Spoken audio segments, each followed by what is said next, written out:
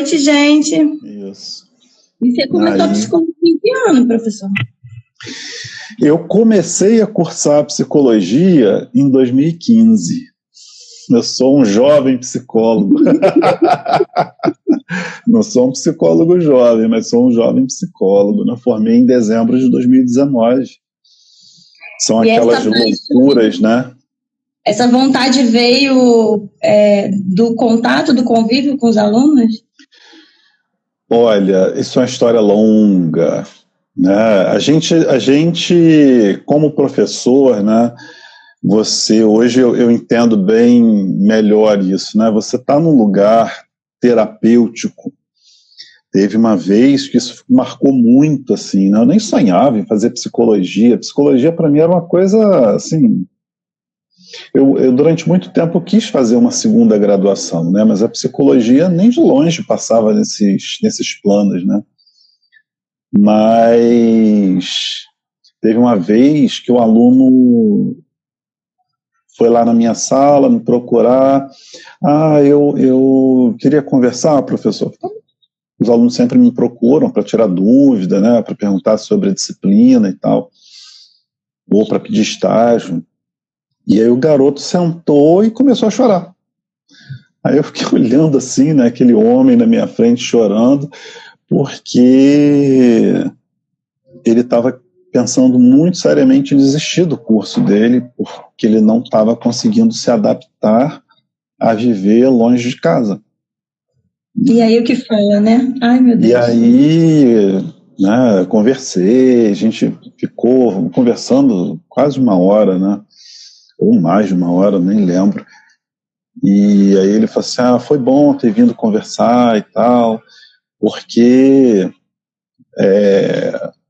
eles não falam, né? A gente não fala.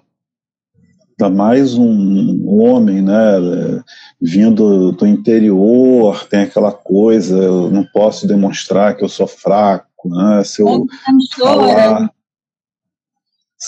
Então, minha filha, eu nunca fui homem, porque eu choro até vendo comercial de sabão em pó.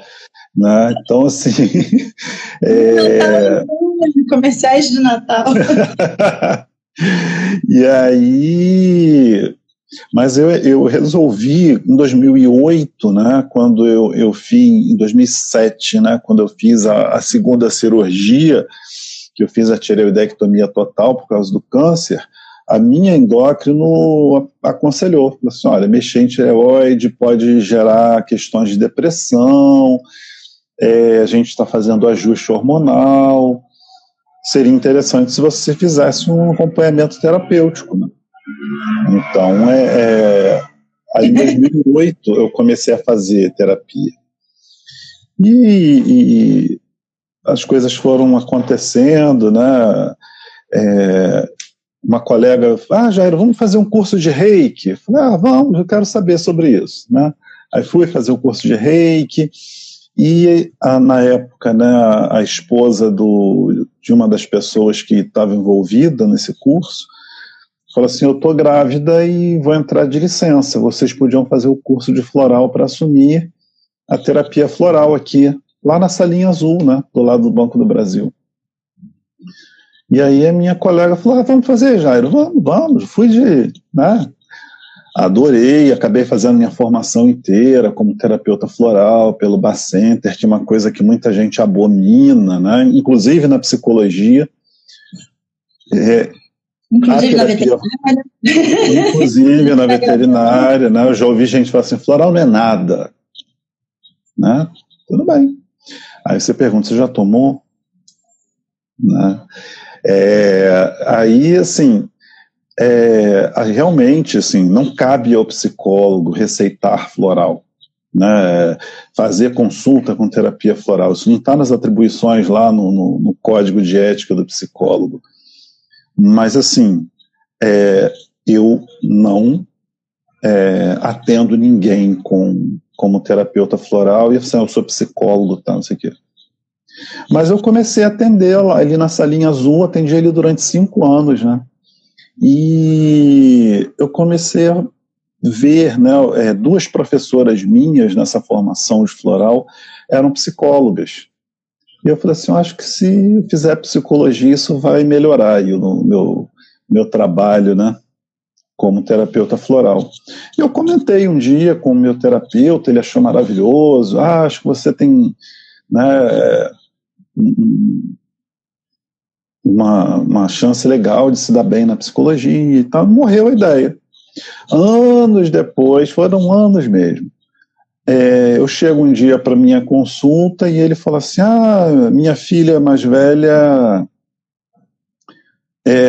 passou para psicologia na UF, mas ela não vai. E ele explicou por quê e tal, era mais barato ela estudar na Estácio, que ficava do lado de casa. Aí eu fui, né, ele falou lá os valores e tal, eu falei, eu vou dar uma olhada nisso, né, se eu conseguir uma coisa assim. E aí eu fui um dia na Estácio, né, para mim o melhor seria dos campi que tinham um curso de psicologia, o melhor seria o de Santa Cruz, né? Eu moro em Campo Grande, trabalho em Seropédica, né? Estou no meio do caminho.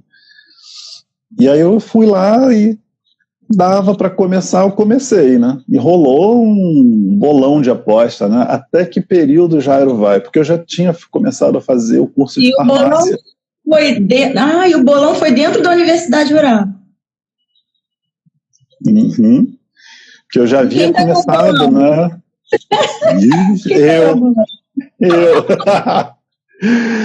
Eu já tinha começado a fazer a graduação em farmácia, abandonei porque assim, eu achei que era muito igual ao que eu já fazia, né? Eu queria uma coisa que me tirasse desse lugar.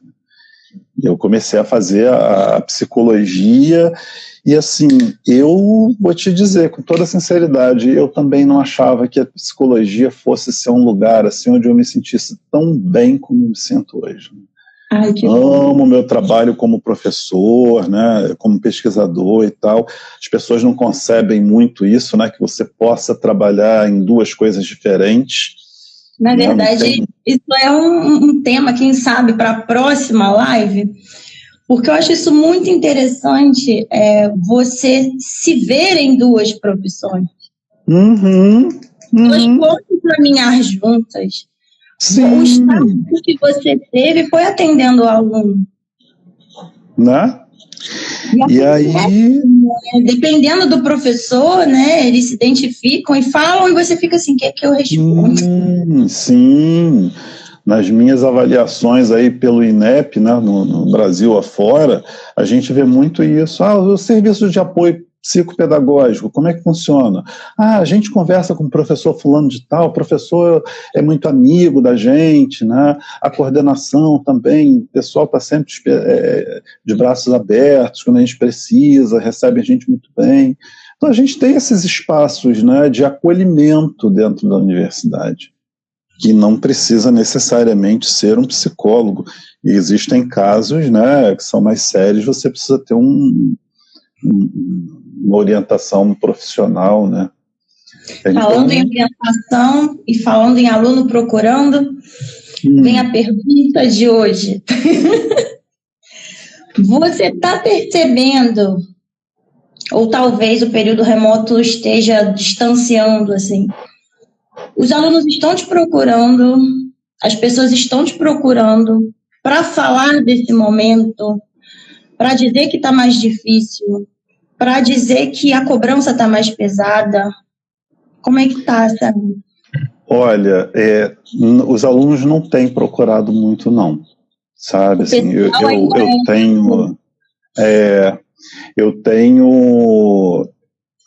deixo sempre, tenho meu e-mail no SIGA para os alunos procurarem, né?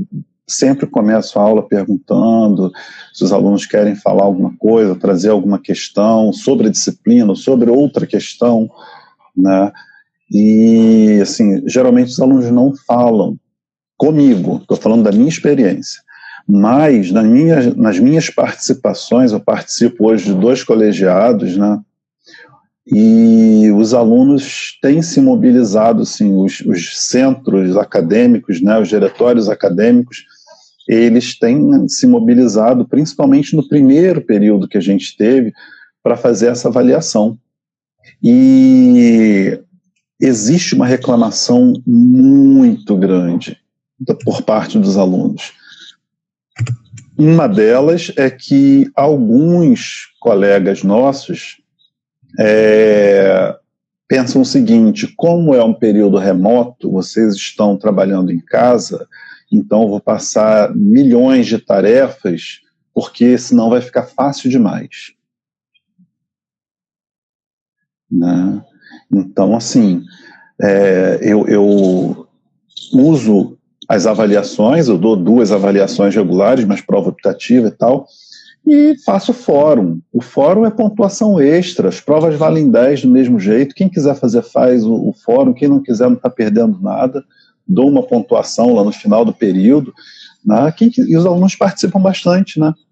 Mas assim, não tem aquela coisa de, tem que ler um livro para cada semana, né? Não tem que encher os alunos de atividades, de trabalhos. Tem algumas disciplinas, eu tenho amigos na área da educação que realmente tem muitas atividades, sempre foi assim, né? Porque está no período remoto. Né? Eles fazem uma avaliação continuada, que a gente chama, né? Mas tem outras áreas que nunca fizeram isso e agora fazem, porque essa é a questão, né? Não, vou dar várias tarefas, porque senão fica fácil demais. E aí a pergunta é, qual é o nosso trabalho, né? Eu uma vez, Águida, levei um tapa de uma amiga minha que dói até hoje, tá? Ela tinha elaborado, a gente estava elaborando, assim que eu entrei, né? A professora Edna Gomes, a gente estava elaborando prova, e aí eu falei de uma questão para ela, ela virou para mim e falou assim: a gente não prepara a prova para o aluno errar.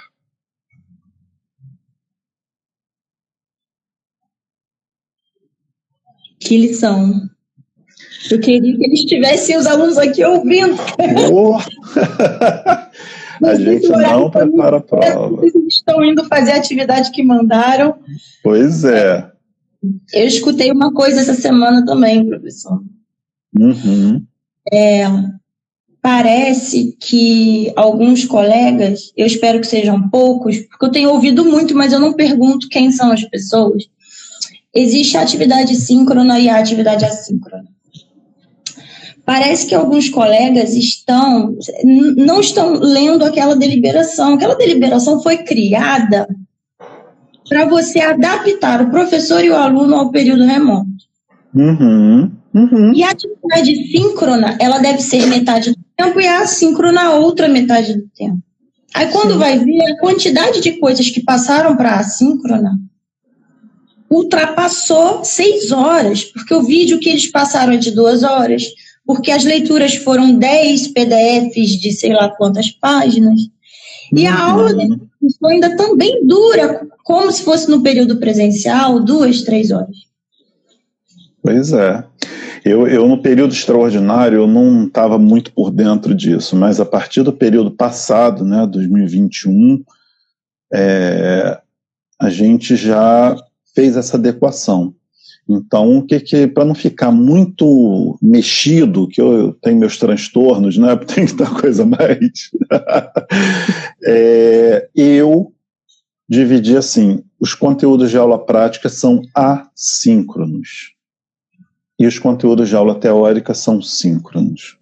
Né? Eu fiz e os vídeos são os vídeos que eu, como se eu estivesse dando a aula, eu gravo ali e coloco para eles. É uma aula que eu estou dando, não é um vídeo de 2 horas e meia lá do YouTube, né, de outra plataforma qualquer. E coloco lá uma questão no fórum sobre aquela aula prática.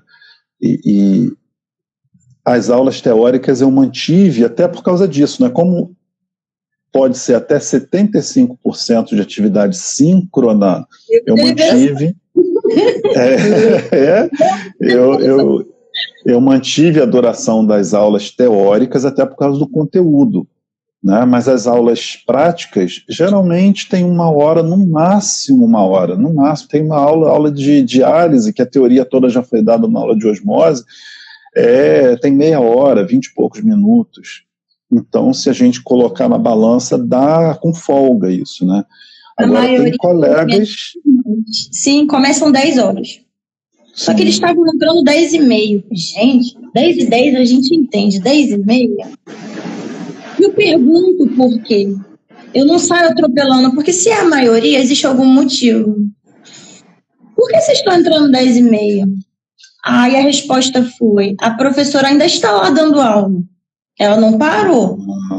E eu, professor, juro, eu não quero saber, porque senão eu vou ficar imaginando aquilo e vou ficar mais chateada. Falei assim, gente, mas vocês já procuraram reclamar que não dá? A resposta foi a seguinte, vocês estão em casa, se virem. Olha isso. Mas a gente está em casa, que é para não espalhar o vírus, mas aí está em casa.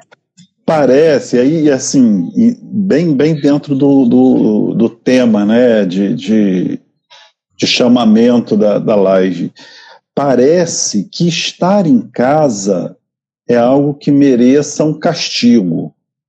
Eu estou trabalhando em casa, então eu tenho que trabalhar o triplo. Se eu estou assistindo aula de casa, eu tenho que assistir, cada crédito equivale aí a 30, 40 horas aula, ao invés de 15. Então, as pessoas estão nesse período, né, de trabalho remoto numa alucinação. E isso, Águeda, eu vejo assim, muito uma cultura que nós temos e durante muito tempo eu também pensei assim, tá? Eu não estou me excluindo disso, não. De que o ensino à distância, que não é o que nós estamos fazendo, nós não estamos fazendo EAD. A gente está no período remoto. A gente está apagando incêndio, só isso. Né? Isso é o que a gente chama de política de redução de danos. Né? Entre não ter nada e ter, né, essa situação, é preferível minimizar as perdas. Então, a gente sempre teve esse olhar, né? Fulano está fazendo faculdade à distância.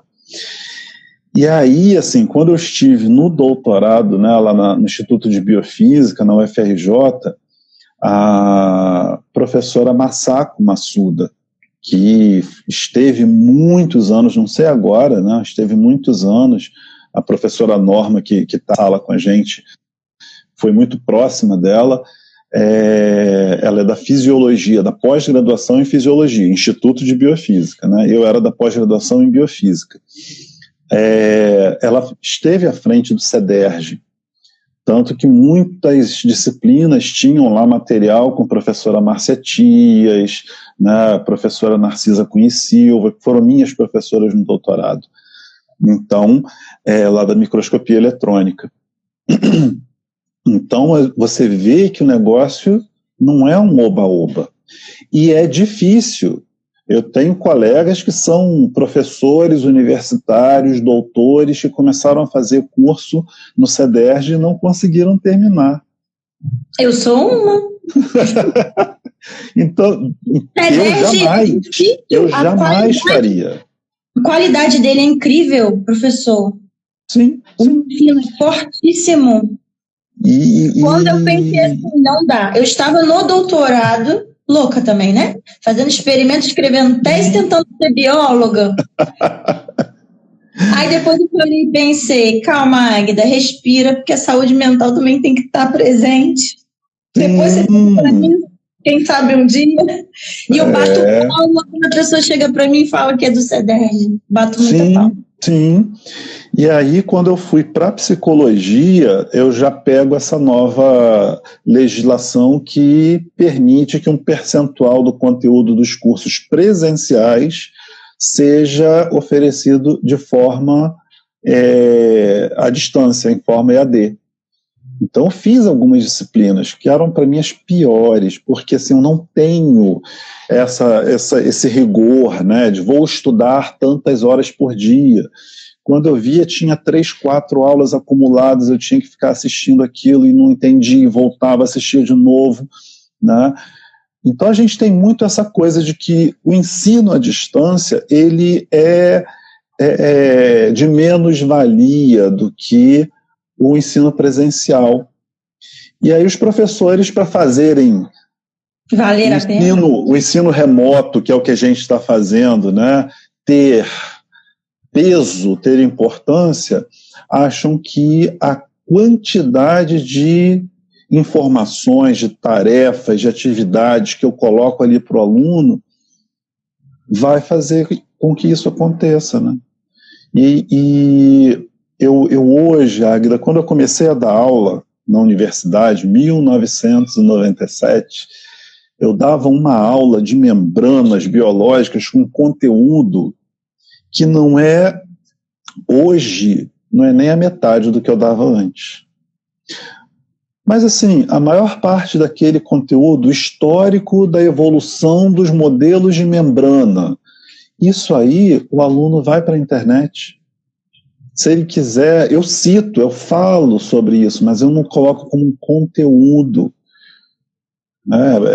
Para mim, é importante ele entender a fisicoquímica dos componentes de membrana, né? Como é que o negócio ele funciona. O histórico é uma coisa mais estática que ele consegue buscar por ele mesmo.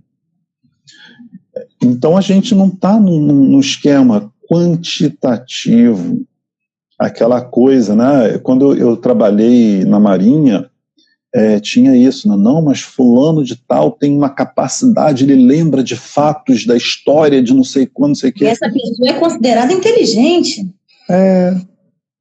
Isso é capacidade mnemônica, né? Hoje a gente trabalha com a teoria de Gardner das múltiplas inteligências. Né? Eu falo isso para eles. Eu tento dar, e a deliberação também fala isso, eu tento dar diferentes avaliações. Porque hoje a gente sabe que o jogador de futebol é inteligente. Sim. Né? Sim.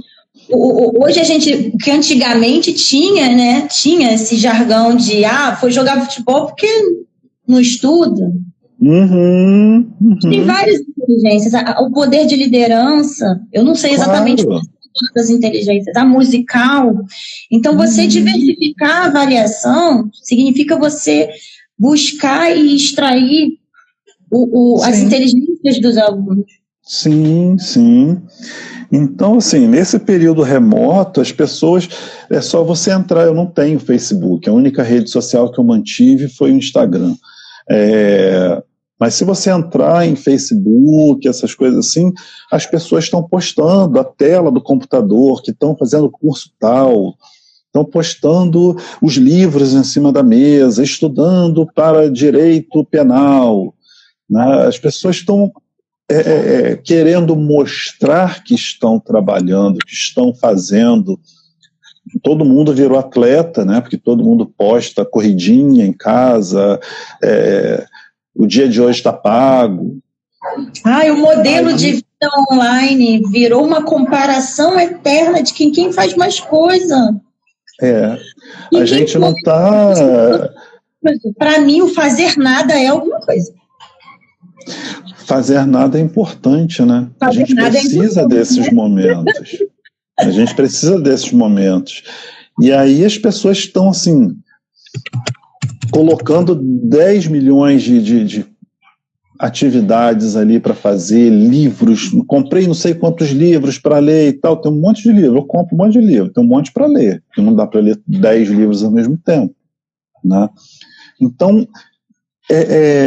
essa questão do trabalho remoto e o cansaço que isso está gerando tem várias vertentes, né? Tem várias questões aí. Será que as pessoas estão se enchendo de trabalho? Que uma coisa é o aluno que o professor passou 500 atividades. Outra coisa é eu sair buscando milhões de atividades para ocupar meu tempo. Será que isso é uma fuga dessas pessoas para não encararem a realidade do momento que a gente está vivendo? Existe uma outra coisa também, professor. Vamos tentar também falar com esses alunos. Essa parte eu não sei como fazer. Também já escutei assim,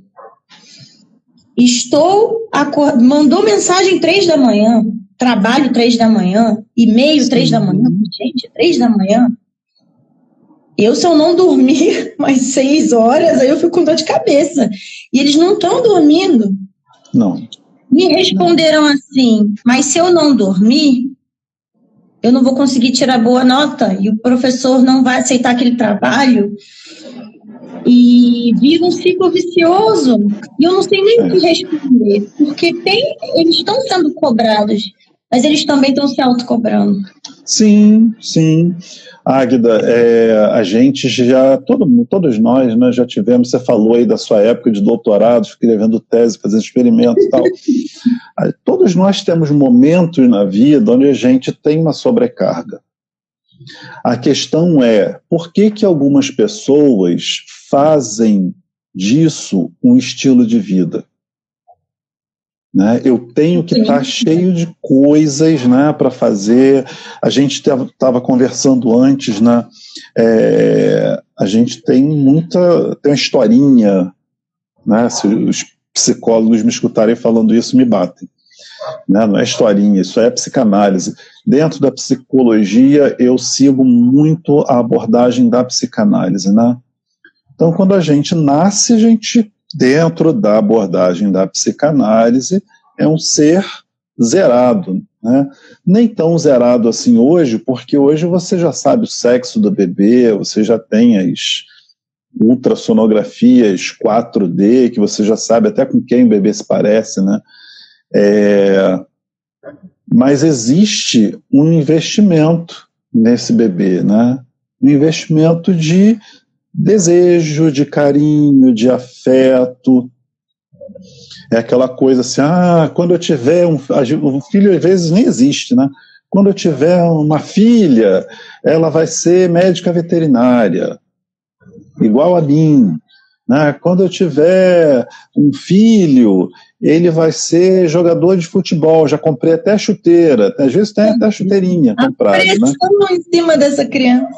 E aí você vai fazendo esses investimentos, né, na criança, você vai jogando muitas vezes, vai projetando nessa criança coisas que você gostaria de ter feito e não fez.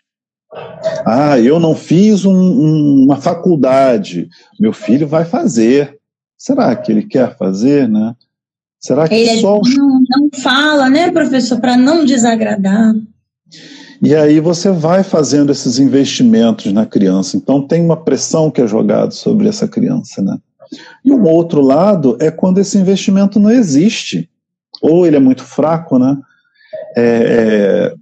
Por várias razões, essa criança não recebe um investimento de carinho, de afeto tão grande nesse momento inicial de vida. E aí ela acha que tem que fazer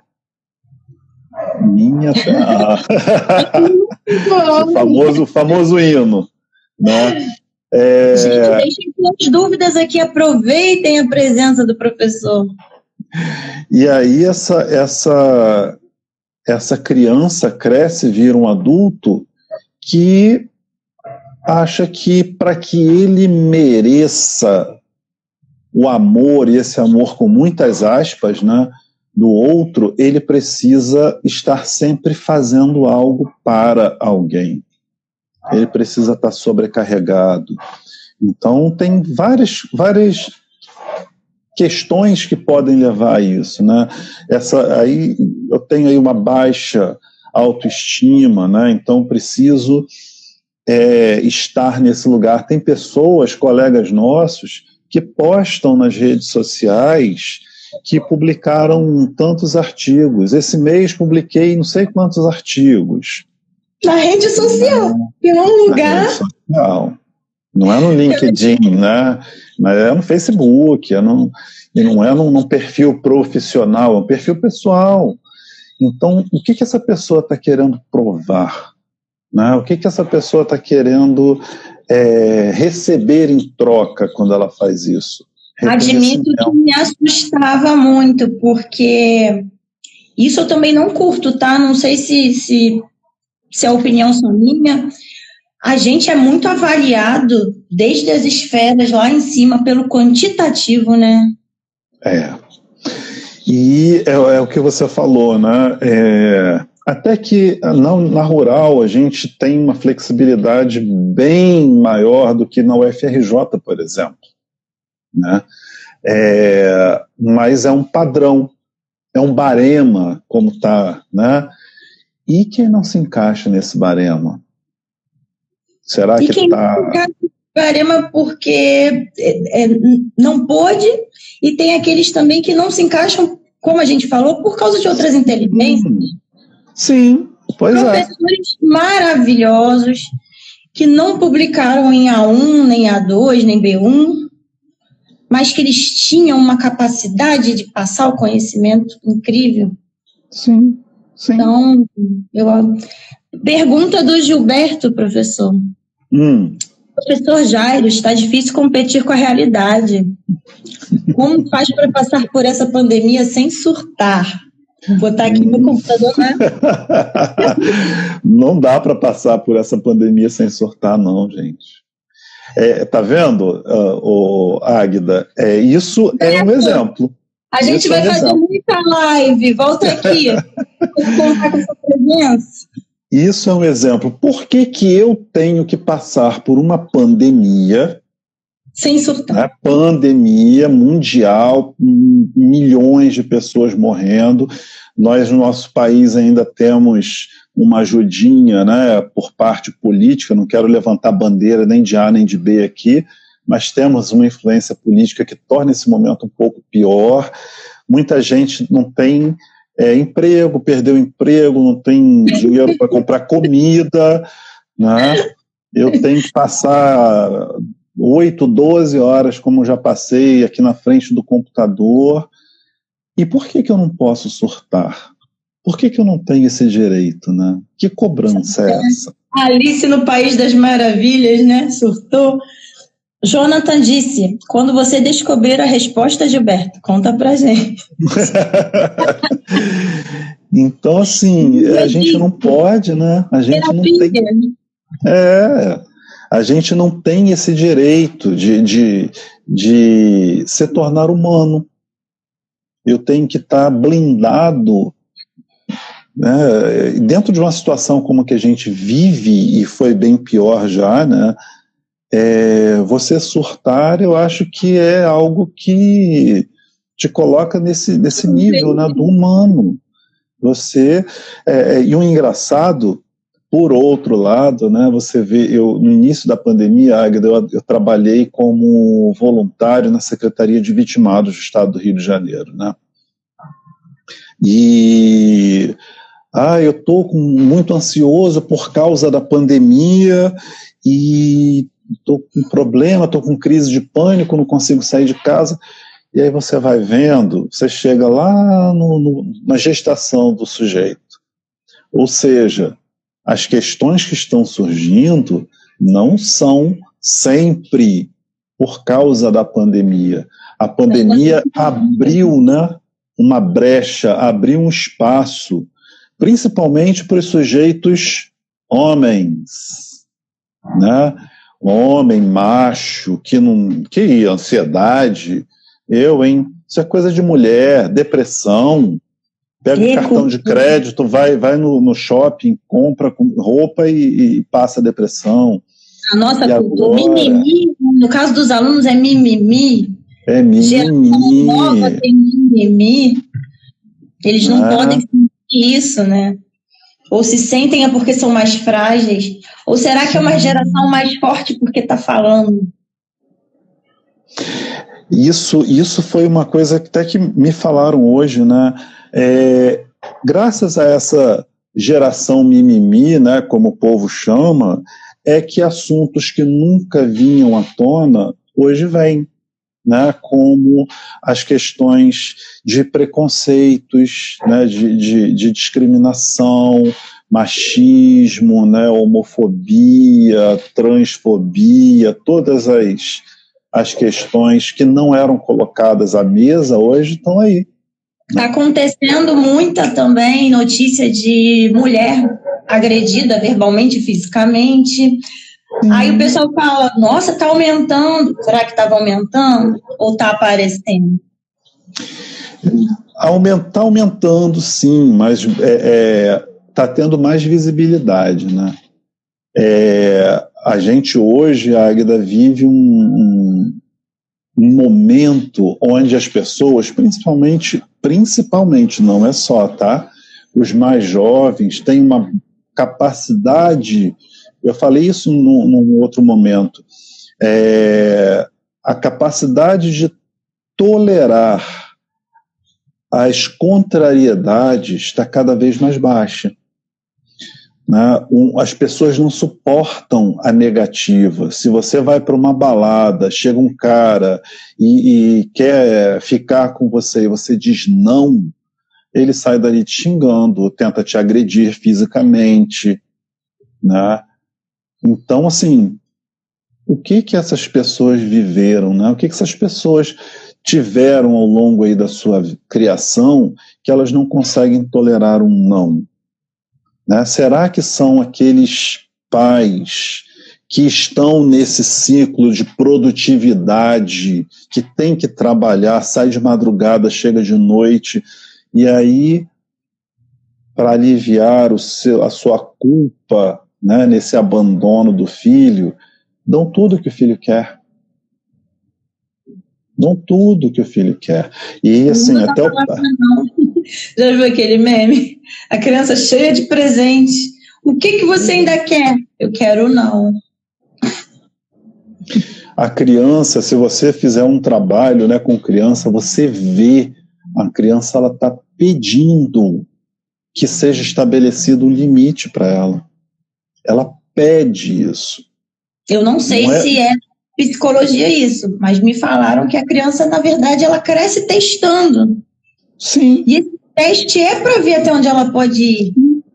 E ela não está encontrando o limite, né? Não tem, porque tem essa questão, né? Eu estou ausente, um caso clínico, né? Então posso colocar aqui, não estou citando nomes. Uma pessoa uma vez falou assim: meu filho, eu não sei mais o que eu faço para agradar meu filho. Nada do que eu faço tá bom. Outro dia eu comprei uma pipoqueira para ele de presente e ele nem ligou. Aí vem aquela coisa que vem assim na ponta da língua, a gente engole de novo, né? Assim, e amor, você deu também junto com a pipoqueira? Que uma coisa é tu comprar uma pipoqueira e toma para você de presente. Outra coisa é assim: olha, meu filho, que eu comprei pra gente sentar comendo uma pipoquinha, assistindo filme. A presença. A conversa. Então, assim, a presença, ela está sendo substituída por objetos. Tem criança com um iPhone, né, a última versão do iPhone aí na mão. O que você vê de criança, a criança começa a incomodar um pouquinho, a mãe e o pai pegam, toma o telefone. Né? E às vezes o celular é da criança, né? Um celular de 6, 7 mil reais. Sim. Então, assim, a intolerância, eu vejo isso, né? A capacidade das pessoas tolerarem as contrariedades. E, assim, em que mundo essas pessoas vão viver?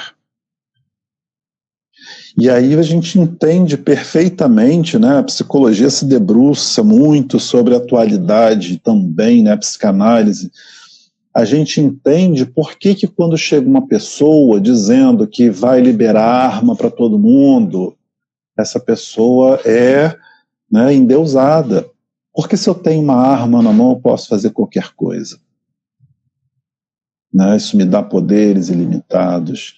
Quando chega uma pessoa falando, né, que deu uma fraquejada e teve uma filha mulher, isso dá uma licença para que as pessoas coloquem para fora o que elas realmente pensam. E isso me entristece, né, porque a gente vê o que realmente tem embaixo da nossa sociedade. Quando a polícia faz greve e as pessoas vão para as lojas saquear, isso mostra que essas pessoas não são civilizadas.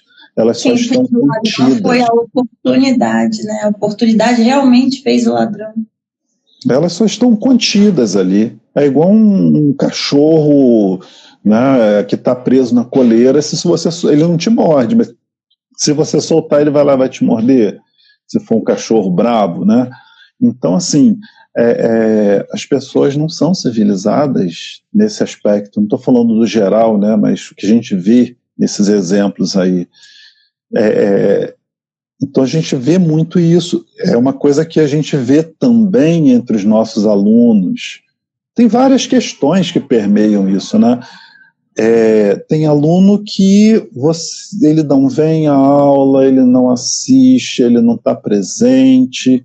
Hoje, com a questão do remoto, ele pode assistir as aulas gravadas, né, e tudo bem, mas se ele tem uma nota baixa na prova, nunca é para esse aluno, tá? Nunca é porque ele não cumpriu com o que deveria, minimamente. Não, professor, mas é porque o senhor não explicou, porque a prova estava muito difícil e não sei o quê. Então, assim, a gente tem uma diversidade de questões que estão envolvidas nisso daí, que tem muita coisa, né? Muita coisa envolvida, tem essas questões de autoestima de ambos os lados, tá? Tanto do aluno como do professor, né?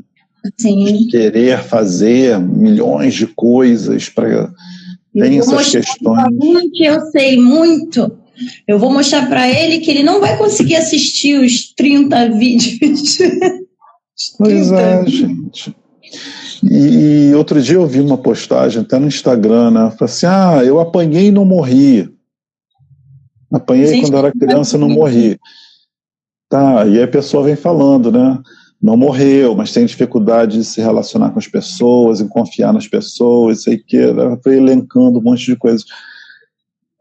Eu sou fruto, né, dessa geração, Águida, onde a gente tinha pressão, né, de um professor que falava isso. Aluno de pós-graduação tem que ter pressão o tempo inteiro. Eu chegava, às vezes, de coleta, nem tomava banho. Eu acho que eu estou no intermediário,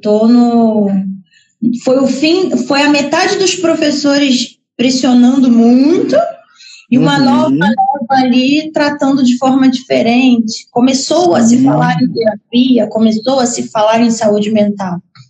Começou. E a gente ficava ali perdido, porque foi criado de um jeito, mas está vendo o mundo de outro. Sim. E então, ser mais... Agora não é mais desculpa, né? O conhecimento está aí. Até que ponto você não quer ver, né? O conhecimento está aí, né? A gente teve uma criação diferente, mas a gente pode fazer diferente com o aluno. É aquela coisa, né? Porque eu passei por isso, todo mundo tem que passar também, né? Não é assim. E é um dos grandes problemas, né, na psicologia de um modo geral, e a psicanálise mais ainda, porque as pessoas às vezes falam assim, eu vou no psicólogo para ele me dizer como eu resolvo tal coisa. Né? Se ele fizer isso, se o psicólogo fizer isso, sai correndo porque é furada. Né? Porque não adianta eu chegar e falar uma coisa, faz isso, isso e isso, que funcionou legal para mim. Mas vai funcionar para outra pessoa que tem uma história de vida diferente, tem uma estruturação psíquica completamente diferente da minha. Todos nós, né, somos diferentes, até os irmãos de uma mesma família.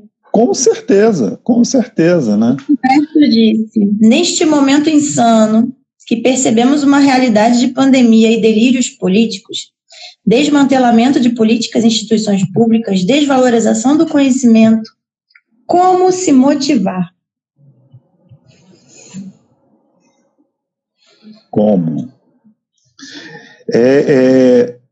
A questão, assim, para a gente na psicologia, motivação é um negócio que não existe. Ninguém motiva ninguém, né? Vamos assistir uma palestra motivacional. Aí você vai assistir a palestra motivacional se o seu chefe estiver lá no salão olhando quem vai e quem não vai. Grande motivação, né? Ele está me olhando. Você está indo pela palestra, para ser motivado pela palestra, você está indo porque seu chefe está olhando. Né? Você está indo para aquela palestra porque conta horas de atividade complementar para você se formar no final do seu curso, né? Então, assim, a motivação, se é que a gente pode falar em motivação, ela é intrínseca. A gente precisa ter isso dentro da gente, por isso que tá complicado, né? Para a gente poder buscar essas questões. E aí é difícil, e aí, Águida, assim, hoje eu trabalho na universidade, mas eu já dei aula no ensino fundamental, né? Já dei aula no ensino médio, trabalhei em escolas aqui em Campo Grande, que eram escolas centrais, né? A escola central, ela é boa por um motivo, mas é ruim por outra, porque ela não tem uma clientela local. Quando tem a clientela local, você interage com a comunidade, a coisa vai bem. Quando é central, vem gente de tudo que é lado. Como é que você vai falar para um garoto que mora numa favela, que vê o coleguinha da mesma idade que ele, que fica lá soltando pipa ou soltando fogos para avisar que a polícia está entrando, e que ganha R$1.000 por semana, enquanto, né, o pai dele trabalha o mês inteiro para ganhar um salário mínimo? Que motivação eu posso dar para essa criança? Né? Não tem motivação possível que venha de fora. Ou ele tem isso dentro dele, né, que foi colocado para ele, né, na sua estruturação, passado para ele como valores pelos seus pais, né, pela sua família como um todo, ou então a coisa não vai. Vou falar assim: estuda, meu filho, faz 8 anos de ensino fundamental, 3 anos de ensino médio, 5 anos de graduação, mestrado, doutorado, rala atrás de um concurso público para você ganhar R$6.000, que é o que um professor ganha hoje quando ingressa na universidade, com doutorado. Sim. Né? Eu tô aqui porque eu amo. Então, assim, entendeu? Né? Entendeu a questão? Não há como ter essa motivação. Por isso que quando, dentro da psicanálise, a gente tem uma figura que nós chamamos de canalha, que não tem nada a ver com senso comum, tá? Até tem, mas não é o mesmo sentido que é usado no senso comum. O que é o canalha? É aquela pessoa que tem um discurso raso, é um discurso sem profundidade, que não se sustenta. Então, mas é um discurso que acolhe aqueles que estão em situação de desamparo. Muitos, né? Muitos oradores, né? E os canalhas têm como característica básica: eles não admitem a diversidade. Principalmente de pensamento, porque se chega alguém que pensa diferente dele, como o discurso dele não tem profundidade, é raso, ele não consegue sustentar o seu discurso. Vocês estão lembrando de alguém? Eu tô. Né? Tem vários personagens na história, né? Passada e presente, ainda vai ter um futuro. Então, espero que mostra, não. Né? Isso mostra o grau de desamparo da nossa população. Né? A gente tem uma população desamparada. As pessoas, nós vivemos muito fora da realidade. Eu sempre me incomodei com essa frase: nós somos elite. Nós somos uma elite, sim, nós somos um grupo muito pequeno dentro do país. Uma dúvida aqui: o canalha pode ser encaixado como um discurso de manipulação? Sempre é. Sempre é, porque ele percebe a fragilidade daquele grupo e ele vai naquela direção. Ele só não tem inteligência para ter um discurso de profundidade. Inteligência. Muitos líderes religiosos, talvez? Muitos líderes religiosos, políticos da nossa história e do passado, né? A gente tem essa característica. Agora, os canalhas só existem porque existem os desamparados. É muito fácil eu ter um discurso politicamente correto, falar assim, fulano, você não pode vender o seu voto. Né? Mas falo isso para você, falo isso para mim. Agora, você vai falar isso para uma pessoa que não tem o que levar para casa para dar comida para o seu filho? Se for ele passando fome, ele se vira. Mas quando você tem um filho que está passando fome, você fala assim, se votar em mim, eu te dou uma cesta básica. Né? Olha o nível de desamparo da população. Nós tínhamos, né, até bem pouco tempo em Seropédica, pessoas que viviam de catar coisas no lixão, gente, do lado de uma universidade pública federal. Sim. Eu costumo dizer para os meus alunos, dentro de uma disciplina que eu aplico, que é a micotoxinas, que eles falam assim, então, professora, esse alimento ele tem que ser incinerado. Eu falei assim, cara, cada caso é um caso, cada situação é uma situação. Por quê? Como é que eu chego para uma pessoa e falo que ela tem que incinerar 1 tonelada de alimentos, quando do lado tem, sei lá, uma população de 2.000 habitantes que não tem o que comer amanhã. Uhum. Então, cada caso é um caso. Cada caso é um caso. Eu não vou julgar aqui. Não. Ainda mais que aí sim vieram os estudos dos métodos de diminuir aquela toxidez, né? Para ver se a gente pode aproveitar, porque a gente ainda vive o flagelo da fome. Sim, sim. Então, assim, essa motivação, ela precisa estar dentro da gente, né? Não tem como isso vir de fora. Eu, Águida, venho de uma família pobre, né? Até os meus 18, dos meus 7 até os 17 anos, eu morava na Vila Kennedy. Então, eu vejo isso, conversei até há muito tempo atrás com a professora Norma, né? O estudo ainda é uma forma de você conseguir mudar essa realidade. Né? Ainda é. Mas está cada vez mais difícil e isso fica evidente para as pessoas, né? Porque você tem... Até nos meus 20 e poucos anos, o meu sonho... Eu estava na graduação ainda. O meu sonho era ter piso no chão. Entendeu? Mas assim, realmente, motivação é intrínseca. É Sim. minha. Posso dar um exemplo que envolve o senhor? Pode. Mas você não lembra dessa história. Posso contar? Pode. Eu sempre vim de escola pública. Eu também. Entrei na veterinária. Estou feliz lá na veterinária. Primeiro período nós temos o quê? Anatomia, histologia, biofísica. Só notão. Águida só tirando notão. Felizona. Encontrei minha praia, né? Veterinária é o que eu amo. Nota de biofísica, 3,75. Oi? Aí, escuta. Aí tava a turma inteira na frente daquele mural. Professor malvado, bem que me avisaram.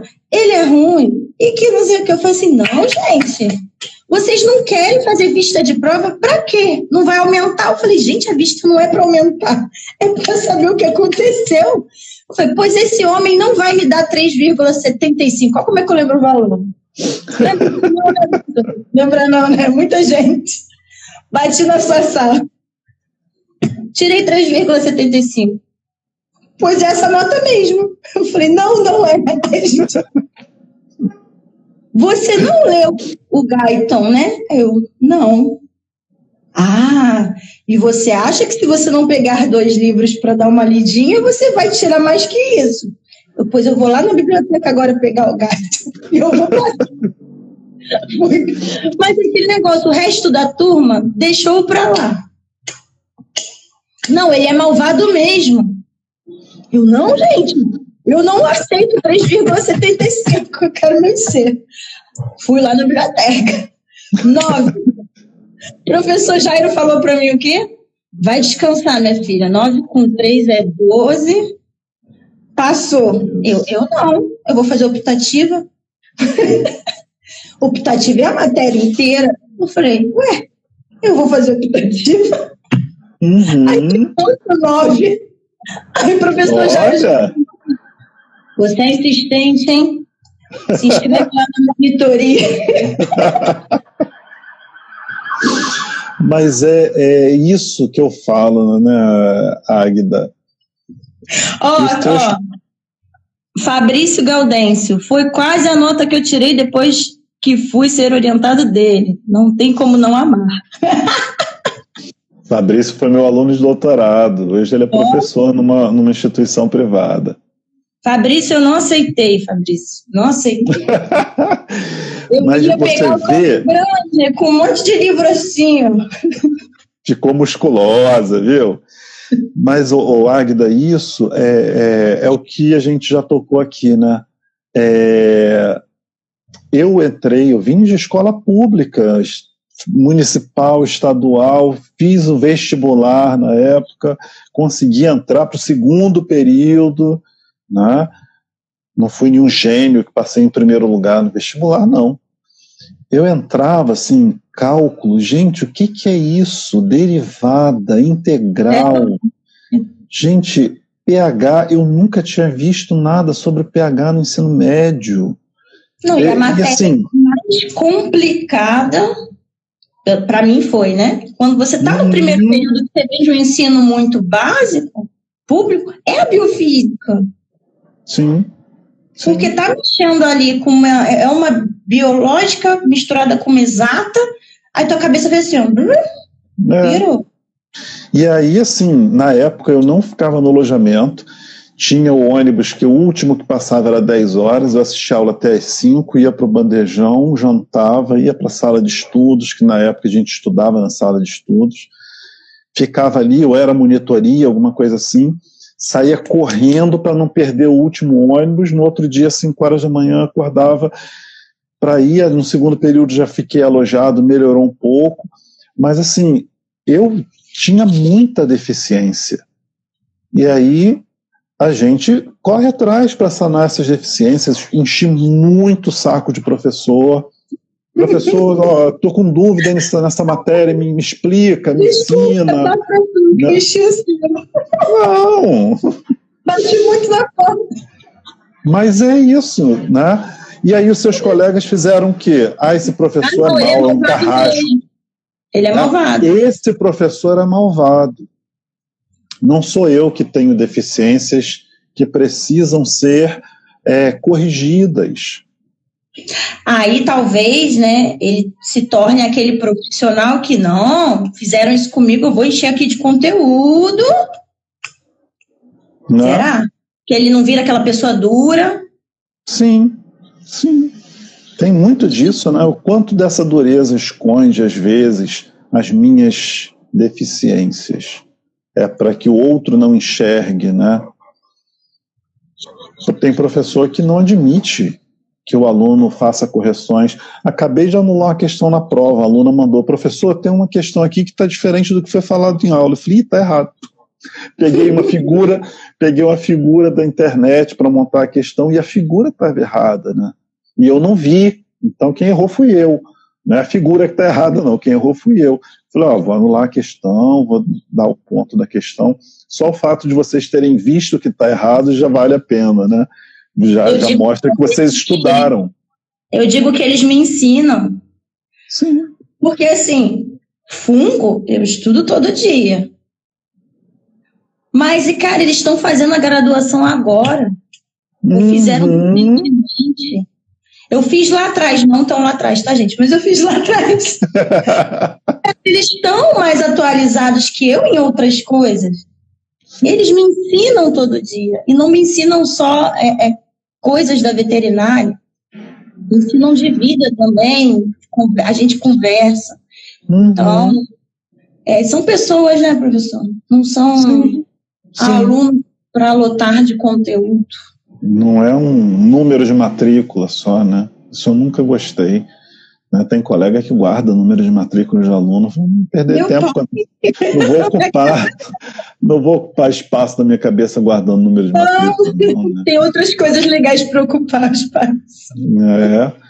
Então, assim, tem muitos olhares sobre essa questão, né, da gente estar vivendo essa sobrecarga, esse cansaço. Realmente estamos cansados, né? O pessoal brinca, né? Adoraria ficar em casa, agora todo mundo tô doido para voltar a trabalhar presencialmente, né?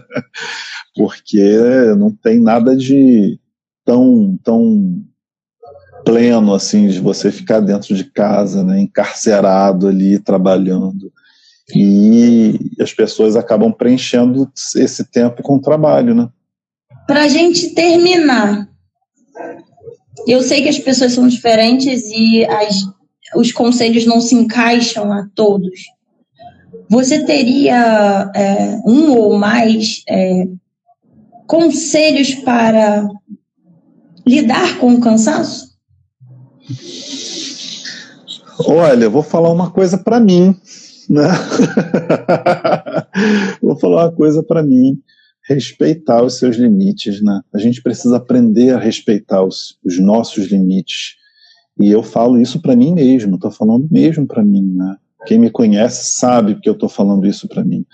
A gente precisa se respeitar, respeitar os nossos limites.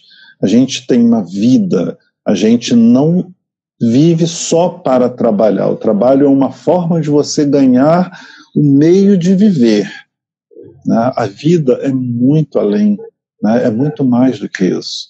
Então a gente precisa respeitar esses limites. Esse limite é no senso mais amplo possível da palavra, né? É limite mesmo de não aguentar, é limite de até onde vai o trabalho, até onde dali eu tenho que parar para eu dar atenção à minha esposa, ao meu marido, ao meu filho, né, à minha mãe, meu pai. O corpo e o coração. Sim, com certeza.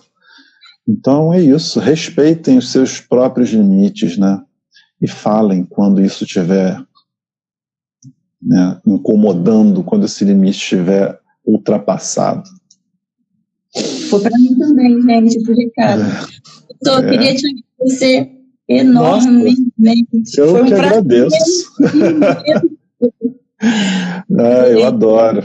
Eu falo, né? Eu te avisei que eu falo. Entrado aqui por causa de trabalhinhos, porque essa estão ganhando ponto. Muito obrigada. Obrigado a você, Agnes. Gente, obrigada para quem entrou e contribuiu e perguntou. E já...